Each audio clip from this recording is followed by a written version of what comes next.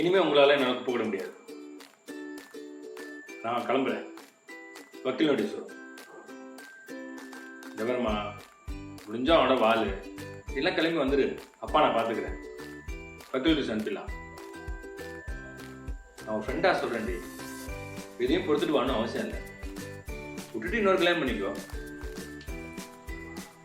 ஆமாம், என்னதான் செய்ய முடியும்?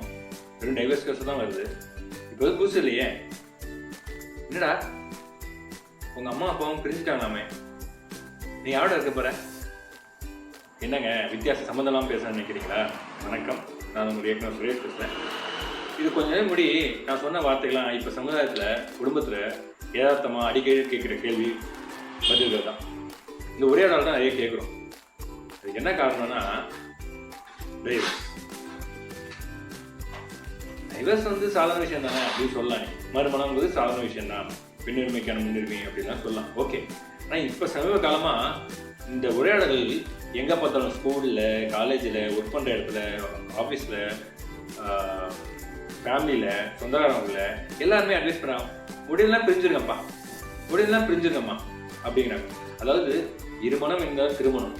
அந்த திருமணத்தை ஈஸியாக ஒரு வாரத்தில் முடிஞ்சலாம் விட்டுருங்க, இருக்க டைவர்ஸ் இன்னொரு கல்யாணம் பண்ணிக்கலாம் அப்படிங்கிற கேஷுவலாக சர்வசாதாரணமாக ஆகிட்டு இருக்கு. இதுக்கு காரணம் என்னை பொறுத்த என்ன நினைக்கிறேன்னா சினிமா. ஏன்னா சினிமா மாயையில் தான் இப்போ மக்களே வாழ்ந்துட்டாரு. நடிகர் என்ன ட்ரெஸ் போடுறான், நடிகை என்ன புடவை கட்டுறா, அவங்க என்ன ஜிமிக்கு போடுறாங்க, நடிகர் என்ன விளம்பர சோப்பு யூஸ் பண்ணுறாரு, என்ன சென்ட் யூஸ் பண்ணுறாரு, இதெல்லாம் பார்த்து தான் மக்கள் வாழ்ந்துட்டார்.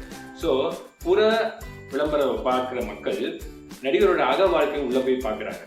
ஸோ அவங்க கேஷுவலாக சேர்ந்து வாழ்றாங்க, லவ் பண்ணுறாங்க, கல்யாணம் பண்ணுறாங்க, 2 வருஷத்துல பிரிஞ்சுறாங்க, இன்னொரு பொண்ணை கல்யாணம் பண்ணுறாங்க, லவ் பண்ணுறாங்க, கல்யாணம் பண்ணுறாங்க, மறுபடியும் பிரிஞ்சுறாங்க. ஸோ அவங்க வாழ்க்கையில் திரை நட்சத்திரங்கள் வாழ்க்கையில் திருமணங்கிறதும் விளையாட்டா போச்சு, டைவர்ஸ் விளையாட்டா போச்சு, மறுமணம் விளையாட்டா போச்சு. திரை நட்சத்திரங்களை பார்த்து தரையில் இருக்க நம்மளும் அதை ஃபாலோ பண்ண ஆரம்பிச்சாங்கன்னு நினைக்கிறேன்.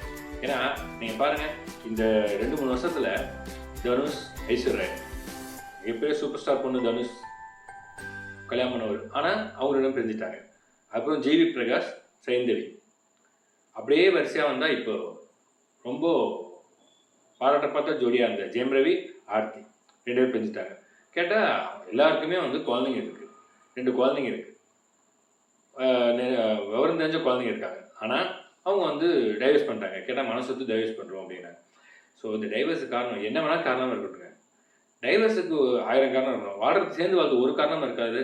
அந்த ஒரு காரணம் தேடி பிடிச்ச வாழ்க்கை நல்லாயிருக்கும். சினிமா உலகத்தை பார்த்தா திரை உலகத்தை பார்த்தா தடை உலகத்தில் மக்களும் டைவர்ஸ் நோக்கி போகிறாங்க. ஸோ நீங்கள் கொஞ்சம் முன்னுதாரணமாக டைவர்ஸ் ஆகிறதுக்கு முடியோ பிரச்சனை முடியோ கலந்து பேசி வாழ பழங்க குழந்தைங்களுக்காக. அதுக்காக தாங்க இந்த பதிவு. நன்றி, வணக்கம்.